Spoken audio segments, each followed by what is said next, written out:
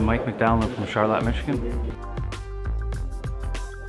So far, I love it. Everything, they keep it light, upbeat, it's fun. You don't get bogged down with a bunch of stuff. I thought it was great. I think that was probably one of the biggest things that brought me here was gain more confidence in paint correction. There's a lot of things out there that you can do, and maybe I haven't been doing them, and I've learned a lot. It's been awesome.